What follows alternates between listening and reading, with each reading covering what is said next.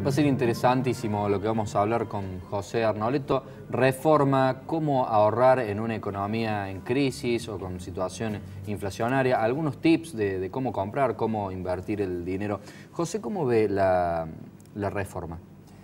La reforma es un buen comienzo de ciertos cambios estructurales que tienen que darse en el país. Por supuesto, el empresariado, todo el sector empresario buscaría que la gradualidad de los cambios sea mucho más rápido, los cambios, que los ciertos impuestos que son distorsivos, como ingresos brutos, como impuestos a los débitos y créditos, se hubieran eliminado directamente, que los beneficios que se dieron para los trabajadores autónomos de mayores deducciones se dieran con mayor monto y mayor velocidad. Pero bueno, es comprensible también que el gobierno necesite los fondos y no pueda desfinanciarse con un cambio demasiado severo en lo que es la estructura tributaria. Pero todas esas medidas son medidas que tratan de ponerle a todos los sectores que necesitan recursos, ponerle más dinero. Al trabajador más dinero en la mano, al bajar las retenciones de impuestos a las ganancias, al trabajador autónomo más dinero al aumentar el mínimo no imponible y las deducciones especiales de cuarta categoría, y al sector empresario, con algo que pudiera ser muy bueno. El gran desafío, yo tuve la posibilidad de conversar en mi rol de presidente de la Federación Argentina de Consejos Profesionales de Ciencias Económicas con gente del Ministerio de Hacienda y de Finanzas. El gran desafío es generar empleo. Todas estas medidas debieran tender a que se genere empleo en el sector privado. ¿Cómo se puede manejar el problema que se genera con quizás estos fondos que va a dejar de percibir el Estado y por otro lado este mismo Estado que sigue incrementando tontamente su gasto público? Sí, dentro del incremento del gasto, que uno trata de mirar cómo es la composición, hay uno de los componentes de gasto que a uno lo alienta a pensar de que no es malo, que es que en lugar de gastarse en gasto corriente se está poniendo mucha inversión en infraestructura, que era algo que venía pendiente, infraestructura vial, infraestructura hídrica, infraestructura eléctrica. Pero hay otra parte que sí es preocupante, que es la porción de los intereses de la deuda. Cualquier gobierno tiene distintas herramientas para acomodar cuando la plata no le da, y uno habría que pensar cómo acomodaría su economía doméstica. Uno diría en su economía doméstica, o gastas menos, o te ingresa más plata, o te endeudas. Esas son las tres variables que tiene uno en la economía doméstica. El gobierno tiene una más, o emite dinero. El gobierno anterior, su variable de ajuste era emitir dinero. Al emitir dinero compensaba el déficit que había, el déficit fiscal. Este gobierno decidió restringir la emisión, aumentó la tasa de endeudamiento. Entonces la composición, el monto de gasto es el mismo, una parte que alienta el hecho de que hay algo que va a inversión y que se supone que esa ruta debiera implicar que bajen ciertos costos de logística o bajen las tasas de accidente o bajen otras cosas, pero por otro lado los intereses de la deuda se están poniendo preocupantes, ¿no? No es un tema menor. José, ¿cómo se hace en una economía de inflación, en una economía de dispersión de precios, quizás con algo de crisis? ¿Cómo hace una familia, pasando ya a lo doméstico de la economía, que finalmente termina siendo lo más importante? ¿Cómo hace para ahorrar? ¿Cómo hace para llegar a fin de mes? ¿Cómo hace para invertir a aquellos que tienen la posibilidad de ahorrar algún dinero? Vamos a dividirlo en dos partes. Primero, el que se la tiene que arreglar para llegar a fin de mes. Que es la gran mayoría. Veamos esa y después veamos el que tiene algún resto. El que tiene que llegar a fin de mes tiene que buscar un sistema de compras más inteligentes. Dos cosas que hay que esquivarle: a las modas y a la estacionalidad. Es decir, cuando uno compra cosas por moda, todo producto o servicio que está de moda es caro. El arbolito de Navidad, la calabaza de Halloween, claro. El peseto el día del Vitel Toné para... A ver, si no comiste peseto los otros 330 días del año, rally, que salís a comerlo ese día donde te arrancan la cabeza. Claro, o por ahí lo compras un mes antes, a lo mejor lo compras antes. Toda la previsibilidad.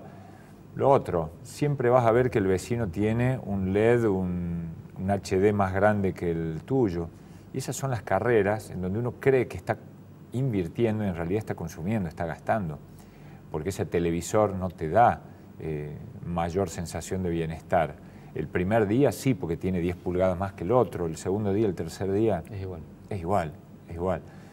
Entonces, la sociedad de consumo, y ahí hay mucha gente que estudia en marketing para incentivar el consumo, hace que mucha gente termine comprando productos que no los necesita o servicios que no los necesita.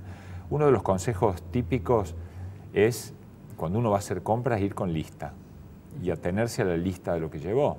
Porque también cuando uno camina entre las góndolas, hay gente que estudia para ponerte los productos en el lugar adecuado. Y cuando estás esperando en la caja del súper y cuando entras... Ese último metro antes de la cola del súper es la perdición. Claro. Todos esos productos que se llama de compra impulsiva, claro. Y ahí tenemos una imagen de góndola de supermercado, y está preparado para eso. Entonces, hábitos de compra más pequeña. Muchas veces uno cree que el negocio es hacer compras muy grandes y estoquear productos, que si bien te puede cubrir con respecto a la inflación, porque vos compraste a principio del mes o después que cortó la tarjeta, después resulta que hay productos que no los consumiste, que se vencieron. Entonces, otra de las estrategias es compra de cercanía, y también lo han visto los supermercados, de las grandes bocas tradicionales de los supermercados, ahora están abriendo bocas más pequeñas. José, ¿y aquel que tiene una posibilidad de un pequeño ahorro, en qué le conviene invertirlo? Porque el plazo fijo paga menos que la inflación finalmente. Sí, ahí han aparecido varias inversiones, por ejemplo, de poder ir comprando automóviles o inmuebles con cuotas ajustables con UVA. Es decir, el gran temor de siempre cuando alguien se metía en una compra en cuotas es que si eso aumentaba indefinidamente, uno después no lo iba a poder pagar. Una cuota de un inmueble con cláusula de ajuste en UVA implica que también se va a ajustar esa cuota en el mismo ritmo que debiera ajustarse su salario. Es decir, si hoy esa cuota ocupa el 10% de mi sueldo, va a mantener la misma proporcionalidad en el futuro. Entonces, uno puede, con pequeños ahorros de todos los meses, ir llegando a un capital importante. Para el inversor más sofisticado aparecen inversiones en LEVAC que hoy tienen rentabilidades positivas altas. La tasa de referencia del Banco Central para LEVAC está en el 29%, con una inflación del 20%, quiere decir que esa inversión tiene una rentabilidad real del 9%. Y salirse del dólar, que es la fuente de ahorro tradicional del argentino, que en el último año, y por supuesto, creció un 10% el valor del dólar, con una inflación del 20%, está planchado y está por debajo, ¿no?